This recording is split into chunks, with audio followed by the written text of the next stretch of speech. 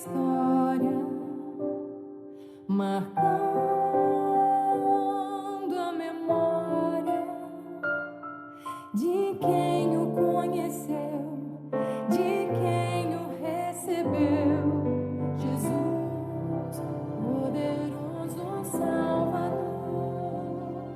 Jesus, expressão do eterno amor, verdadeira luz que resplandeceu,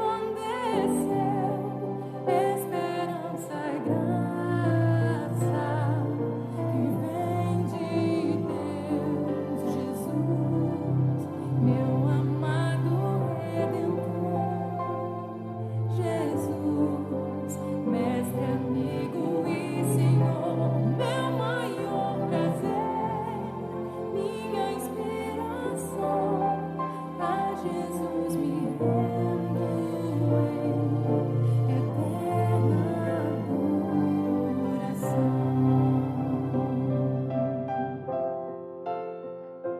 Boa noite, irmãos. Graça e paz em Cristo Jesus, nosso Senhor. Louvado seja o nome do Senhor, que pela sua misericórdia em Cristo Jesus estamos diante da presença dele. Vamos orar. Senhor nosso Deus, nosso Pai, nós te agradecemos muito por estarmos, ó Deus, na tua presença, por termos sido aceitos, ó Pai, nos méritos do Senhor Jesus. Assim, Senhor Deus, abençoe esses momentos que passaremos meditando na tua palavra e te pedimos, ó Pai, nesse momento que o Senhor tenha misericórdia dessa nação, o Brasil. O Senhor possa estar atuando, ó Deus, no coração de cada brasileiro, de cada político, Senhor Deus, que tenham, ó Pai, como objetivo transformar esse povo, essa nação, ó Pai, numa nação próspera, numa nação respeitada entre outras nações, cujo Deus é o Senhor. Assim, ó Pai, nós aguardamos em Ti a Tua manifestação e o Teu agir, Senhor Deus, sobre esse povo. Nós oramos, ó Pai, agradecidos no nome do Senhor Jesus. Amém. O texto bíblico dessa noite está no livro de Hebreus, no Novo Testamento, livro de Hebreus, no capítulo 9. São 2 versículos que estaremos lendo. Hebreus 9.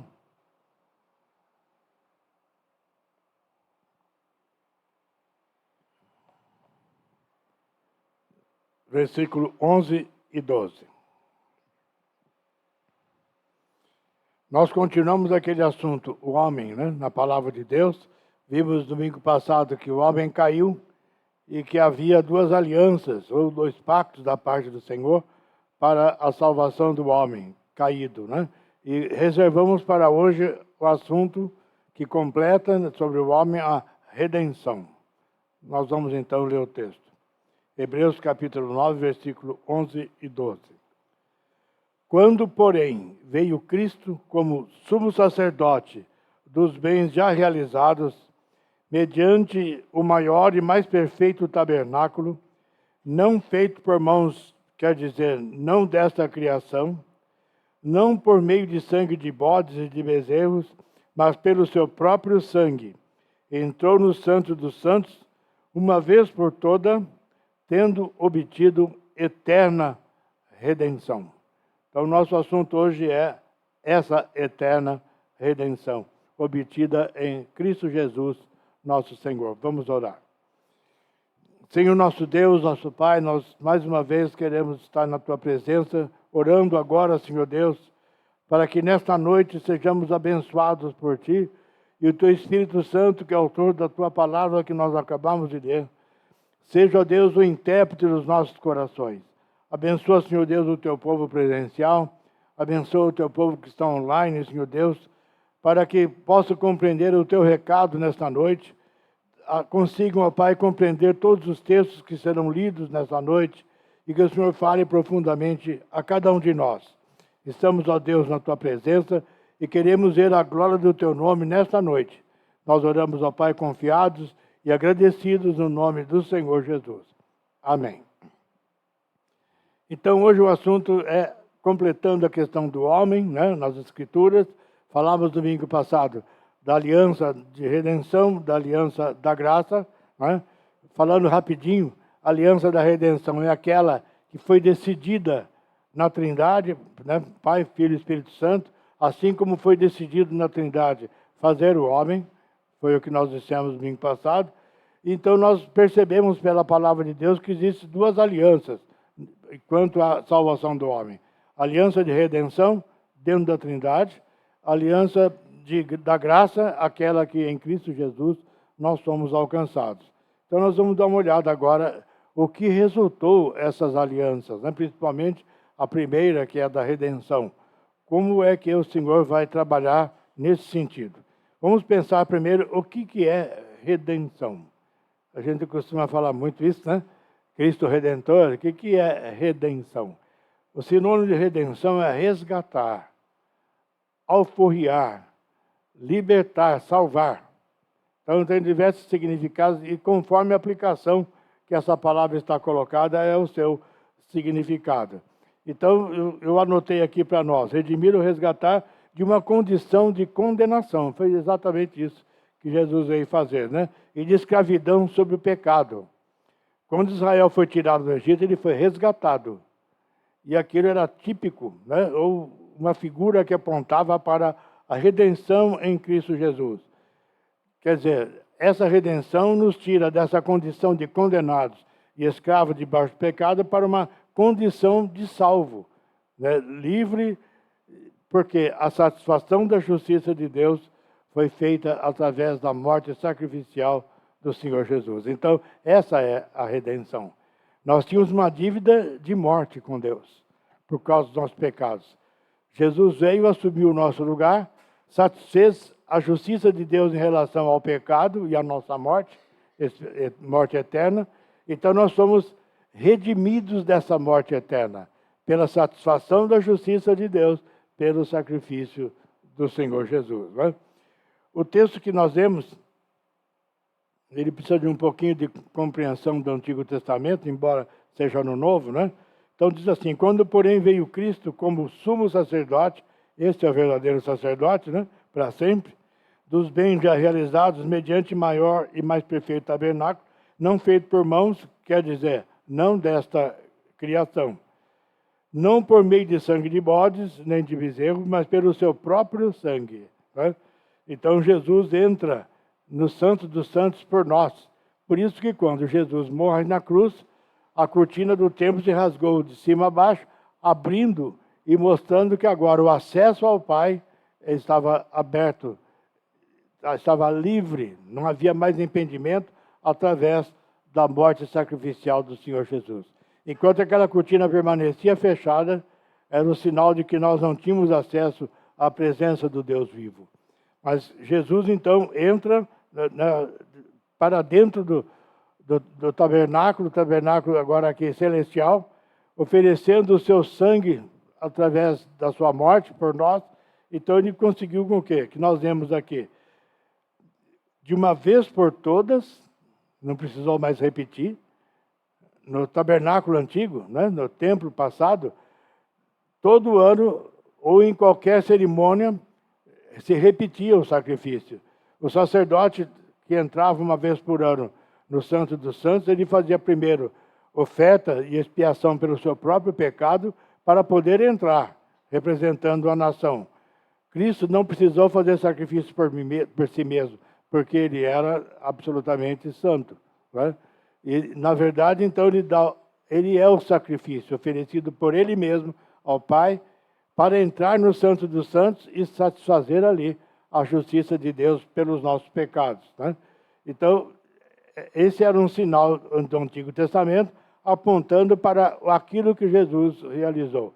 Então, quando Jesus entra espiritualmente no tabernáculo celestial, com o seu sangue oferecido por nós, ele obteve então o quê?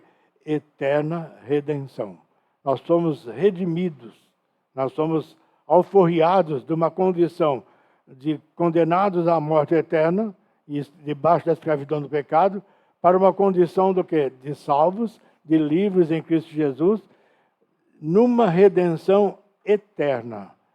Você jamais perderá esse direito, porque você foi redimido eternamente.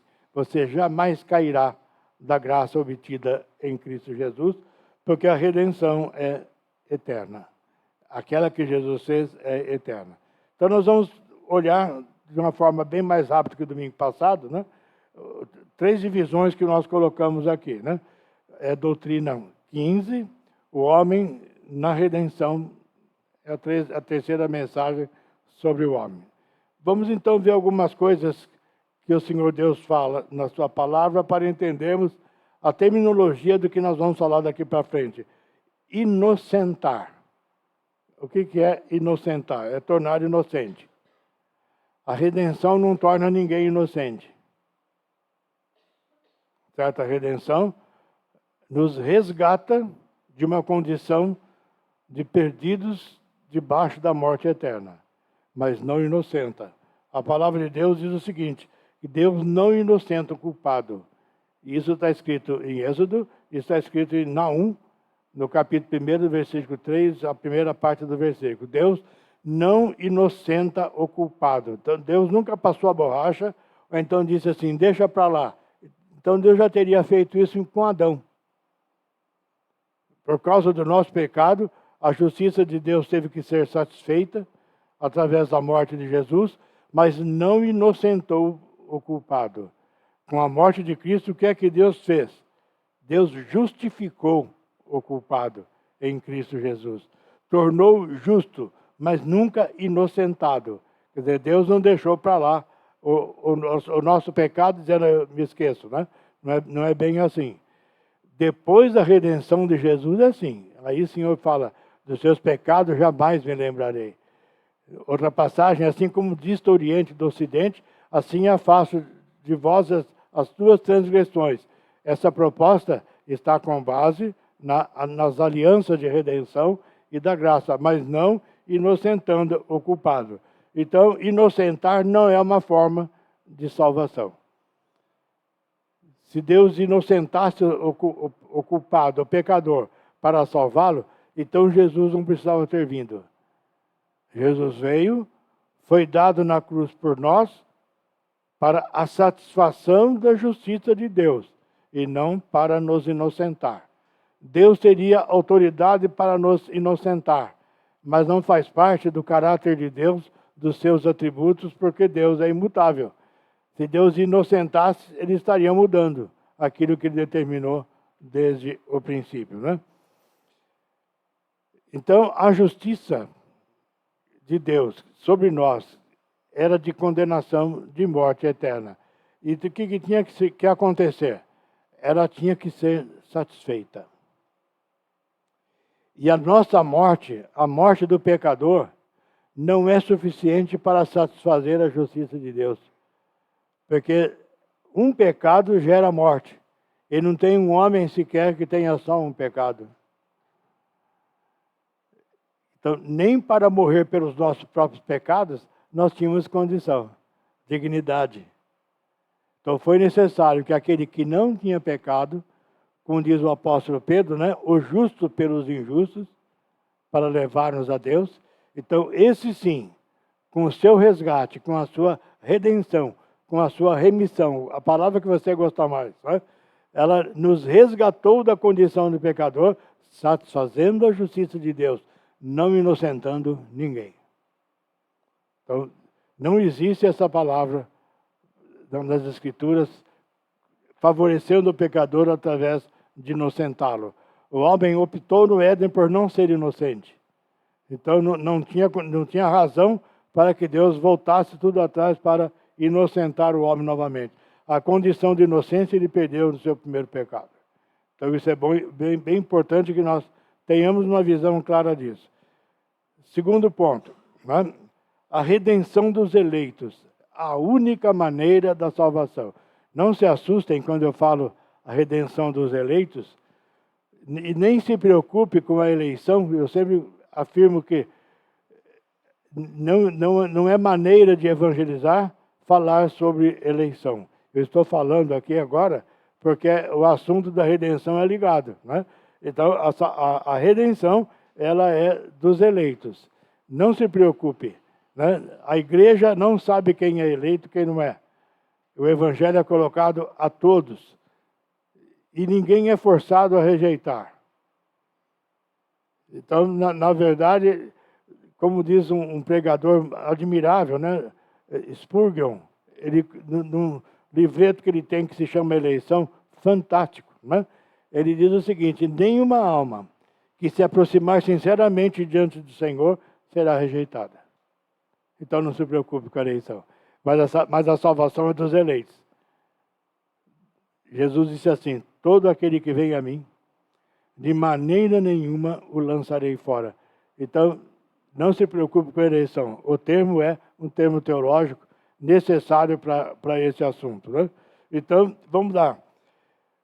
Como é que fica essa redenção dos eleitos que eu estou falando?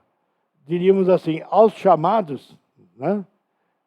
Aos chamados por Deus, Jesus é o mediador da nova aliança. Nós estamos abertos em Hebreus, capítulo 9, é aí mesmo. Capítulo 15 ao 22.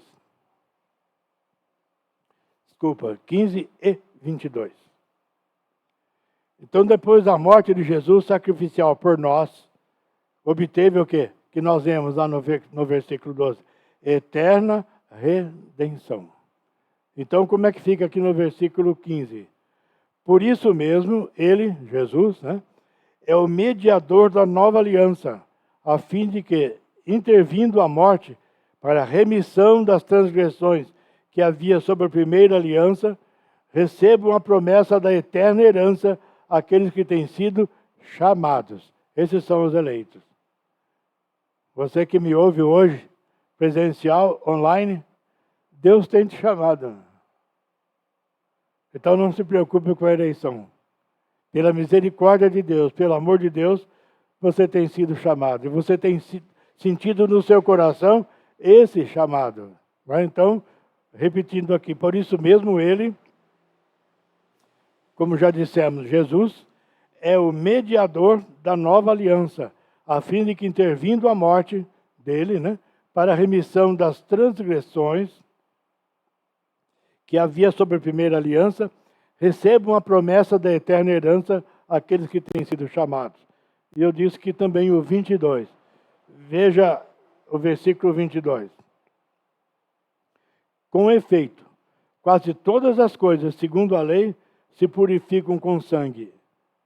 E em relação à redenção, e sem derramamento de sangue, não há remissão dos pecados. Remissão é redenção. Então a redenção só é possível pelo derramamento do sangue do Senhor Jesus, pela satisfação da justiça de Deus. Vamos andar mais um pouquinho aí. Nós falamos aqui em redenção dos eleitos. Vamos ver se isso é verdade. Palavra de Deus, na carta de Paulo aos Efésios, um texto que a gente já leu N vezes. Ele serve para todo o assunto, né? Então hoje, novamente, Efésios capítulo 1, o versículo 3 ao 7. Olha o que o apóstolo Paulo diz, nós vamos encontrar a redenção aqui. Bendito Deus e Pai de nosso Senhor Jesus Cristo, que nos tem abençoado com toda sorte de bênção espiritual nas regiões celestiais em Cristo, assim como nos escolheu, então o escolhido, né, nele, antes da fundação do mundo, para sermos santos e irrepreensíveis perante ele, e em amor nos predestinou para ele, para a adoção de filhos por meio de Jesus Cristo, segundo o beneplácito da sua vontade, para louvor da glória de sua graça, que nos concedeu gratuitamente no amado. Agora veja a palavra aqui, no qual temos a redenção pelo seu sangue, a remissão, que é sinônimo de redenção, dos pecados, segundo a riqueza da sua graça. Essa graça rica, a riqueza da sua graça, nós podemos pensar em Romanos, que diz assim, onde abundou o pecado, superabundou a graça. Essa é o tesouro inesgotável de Deus, a graça levantada em Cristo Jesus. Então, veja o que ele diz, no qual, nessa escolha, temos a redenção pelo seu sangue. Está batendo lá com Hebreus. Então, somos redimidos, o Senhor é nosso Redentor, através do sangue derramado sobre a cruz. Vamos abrir a palavra do Senhor um pouquinho para frente de Efésios, na carta de Paulo aos Colossenses. no capítulo 1. Versículo 13 ao 15. Olha como é que o Senhor Deus atuou na redenção em Cristo Jesus na nossa vida. Então diz assim, capítulo 1, versículo 13 ao 15. Ele nos libertou do império das trevas. Essa é a condição do homem escravizado debaixo do pecado e condenado à morte eterna, né? Então, ele nos libertou do império das trevas e nos transportou para o reino do Filho do seu amor. Quem é o Filho do seu amor? Jesus, né? No qual temos a redenção, a remissão dos pecados. Remissão é sinônimo de redenção. Então, novamente, sempre que nós tratamos da questão salvação e a oferta do Senhor Jesus, a palavra redenção ou remissão está presente, né? No qual temos a redenção, a remissão dos pecados. Este, Jesus, é a imagem do Deus invisível, o primogênito de toda a criação. Nós vamos até o 15. Então, é o Senhor Jesus que está citado aqui. E nos transportou em Cristo para o reino do Filho do seu amor. Resgatados, redimidos ou remidos pelo sangue do Senhor Jesus. Ainda em Colossenses, é só um guardanapo que caiu, né? Nem é, não se preocupe, né? Então vamos lá. Ainda em Colossenses, no capítulo 2, tem uma colocação muito importante, o que a redenção fez. Colossenses 2, 14 e 15. A redenção do Senhor Jesus fez o seguinte, tendo cancelado o escrito de dívida que era contra nós tínhamos uma condenação. E ela é aqui tipificada por um escrito. Algumas traduções, segundo o texto recepto, está como cédula que era contra nós, né? Então, tendo cancelado o escrito de dívida que era contra nós, que constava de ordenanças, no texto original fala de decretos, então o assunto é grave, não é? O qual nos era prejudicial. Então Jesus fez o quê? Removeu inteiramente, encravando na cruz. Ele foi na cruz no nosso lugar, e o escrito de condenação contra nós foi arrancado da nossa vida e cravado na cruz. Despojando os principados e as potestades, publicamente os expôs ao desprezo, triunfando deles na cruz. Essas potestades, principados, são os inimigos da nossa alma. Então, Jesus os expôs publicamente à vergonha, à derrota, né? E triunfou deles na cruz. Naquele triunfo da cruz, foi levantado a nossa redenção. Eu falei domingo passado que nós faríamos uma associação da redenção com o Natal. O Natal está chegando. Como eu já avisei domingo passado, né, nós estamos gravando essa mensagem nesta quinta-feira, para que no domingo tenhamos a nossa cantata de Natal. Então, adaptando a questão da redenção no Natal, não precisa adaptar porque ela faz parte, né? É bem interessante nós olharmos o seguinte. O Natal é quando o Senhor Jesus encarna o homem para começar a trajetória da redenção. Então nós vamos olhar algumas coisas importantes aqui. Agora o Antigo Testamento, Miqueias, profeta Miqueias, no capítulo 5. Eu ficaria a noite inteira falando, são mais de 330 profecias do Antigo Testamento a respeito de Jesus. E boa parte delas fala do Natal. Então eu vou falar só algumas, né? Então, o profeta Miqueias, que é contemporâneo de Isaías, no passado ele disse o seguinte: E tu, Belém Efrata, a cidade que Jesus nasceu, pequena demais para figurar como grupo de milhares de Judá. De ti me sairá o que há de reinar em Israel, e cujas origens são desde os tempos antigos, desde os dias da eternidade. Então, aquele que nasceu em Belém de Judá, não começou a existir a partir do nascimento em Belém de Judá. Ele existe desde os tempos eternos, desde os dias da eternidade. Mas conforme o Evangelho de João, que nós lemos domingo passado, né? E o Verbo se fez carne, né? Habitou entre nós e vimos a sua glória, glória como do unigênito do Pai, cheio de graça e de verdade. É a encarnação do Verbo. Evangelho de João, capítulo 1, versículo 14, foi o texto que eu falei, né? Então, essa encarnação citada por João aconteceu em Belém de Judá, quando Jesus nasce, né, em Belém de Judá. Já vinha se formando no ventre de Maria para nascer em Belém de Judá, para cumprir a profecia de Miqueias. Então, a trajetória da redenção, da aliança lá na eternidade, começa agora a correr sobre a terra, né, para a nossa salvação. Nascendo em Belém de Judá, segundo a profecia de Miqueias. O que mais nós temos para dizer? Uma coisa interessante, que às vezes nós passamos batido e não prestamos atenção. No Evangelho de Lucas, no capítulo 2, tem aqui a noite de Natal. No momento que o Senhor Jesus nasce. Né? Uma descrição grandiosa. Veja o que diz. Eu vou ler do versículo 8 até o 11. Havia naquela mesma região pastores que viviam nos campos e guardavam o seu rebanho durante as vigílias da noite. E o anjo do Senhor, que agora não é teofania, né? Não é o Senhor Jesus, porque ele estava acabando de nascer aqui na terra, então essa passagem não é uma teofania. E um anjo do Senhor desceu onde eles estavam. E a glória do Senhor brilhou ao redor deles, ficaram tomados de grande temor. O anjo, porém, lhes disse: não temais. Veja bem o que o anjo falou. Eis aqui vos trago boa nova de grande alegria, boa nova de grande alegria, que o será para todo o povo.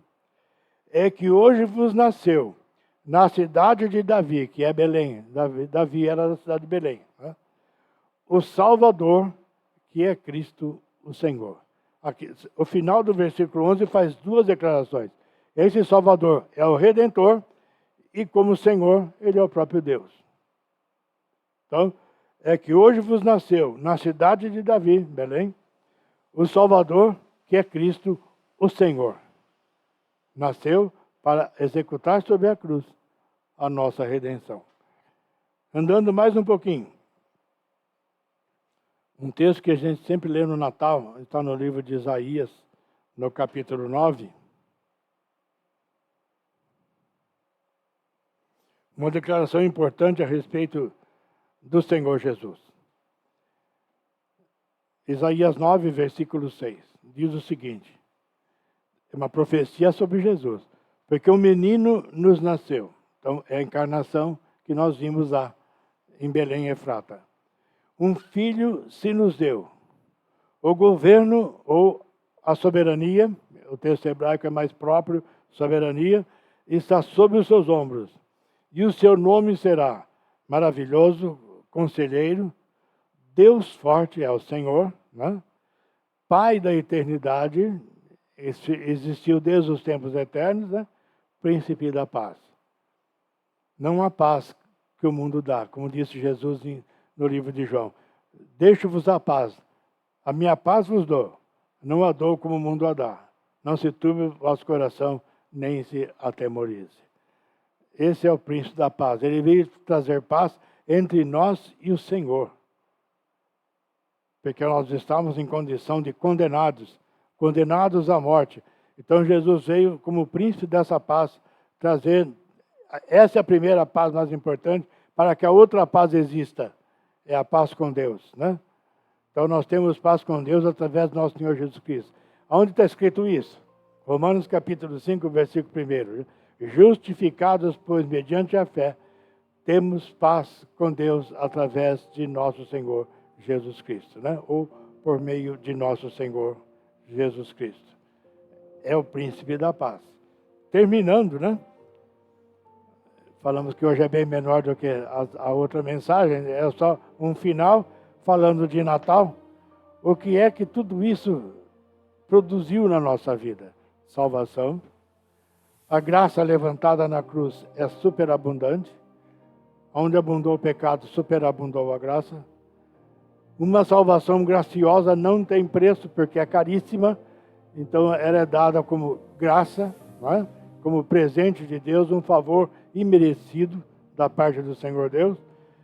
E nós então vamos olhar para uma outra passagem do Antigo Testamento, a nossa última passagem, que mostra a grande realidade do Natal e o que é que foi obtido com o sacrifício do Messias, com a redenção levantada na cruz. Então, Malaquias capítulo 4, no versículo 2. É uma passagem que a gente sempre lê no Natal. Então, aqui diz o seguinte: mas para vós outros, que temeis o meu nome, nascerá o sol da justiça, que é Jesus, trazendo salvação nas suas asas. Recebemos, né? E qual é o resultado? Saireis e saltareis como bezerros soltos da estrebaria. É uma figura interessante, né? Comparando com bezerros soltos, né?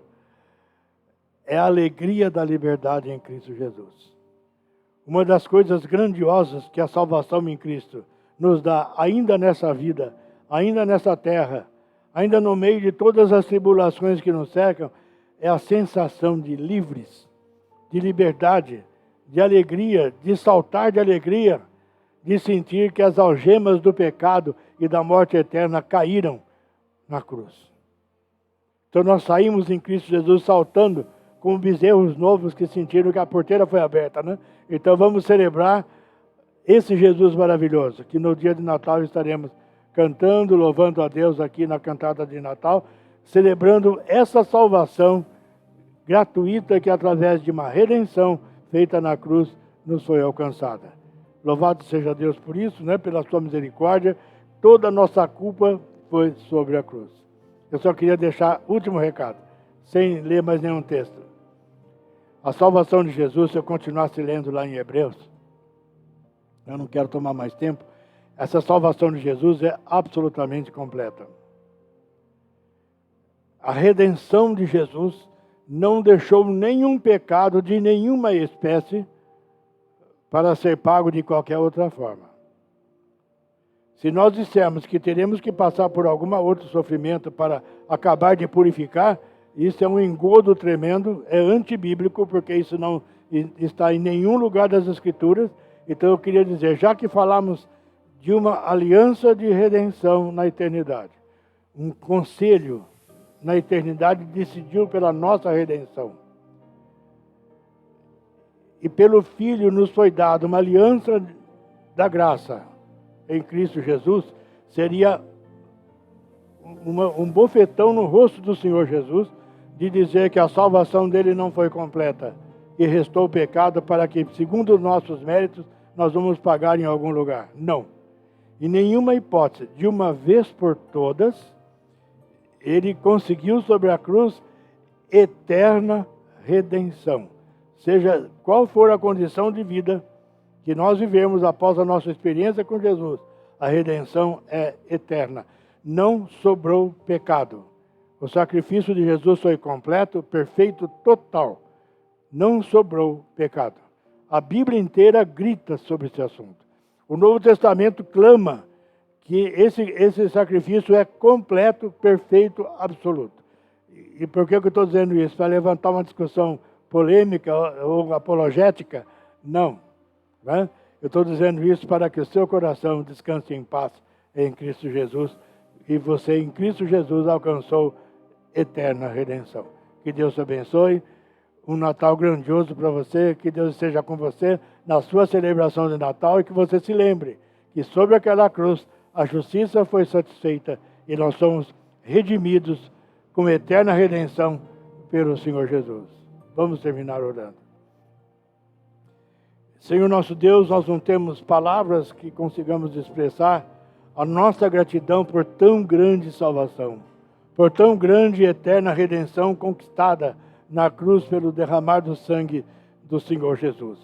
Ó Pai bendito, nós queremos nessa noite te agradecer profundamente por termos recebido o Senhor Jesus em nossas vidas. por termos sido, ó Deus, redimidos sob aquela cruz e hoje, ó Pai, como livres do pecado, como salvos em Cristo Jesus, absolutamente salvos em Cristo Jesus. Queremos, ó Deus, te louvar, engrandecer o teu nome, expressar através das nossas atitudes e ações de graça na tua presença, te louvando, porque o Senhor nos levantou uma redenção muito grande, vitoriosa sobre a cruz. Louvado seja, ó Deus, o teu nome, pelo teu amor derramado sobre aquela cruz, pelo teu amor que nos buscou, pelo teu amor, ó Pai, que nos aceitou na condição de pecadores, de inimigos, mas pelo sangue de Jesus nós somos aproximados e nos tornamos teus filhos. Ó Pai, bendito seja o teu nome, por isso, pelo teu amor, por aquilo que a Trindade decidiu antes da fundação do mundo. Ó Pai, hoje, nos dias de hoje, nós queremos expressar a nossa gratidão. E queremos, ó Deus, agora, salvos em Cristo Jesus, disponibilizar nas tuas mãos a nossa vida, para continuarmos, ó Deus, pregando a tua palavra, pregando essa salvação gratuita conquistada na cruz, uma salvação completa, total. Ó Pai, permita que enquanto vivemos, os nossos lábios não cessem, ó Deus, de dar graças pela nossa salvação e também de divulgar, de proclamar o teu amor e a tua salvação em Cristo Jesus.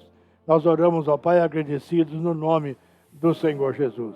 E agora, irmãos, que o insondável amor de Deus, o nosso Pai, a graça redentora, salvadora em Cristo Jesus, nosso Senhor, e o poder e as consolações do Espírito Santo de Deus, e sejam, irmãos, sobre vós e sobre todo o povo de Deus, agora e para sempre. Amém.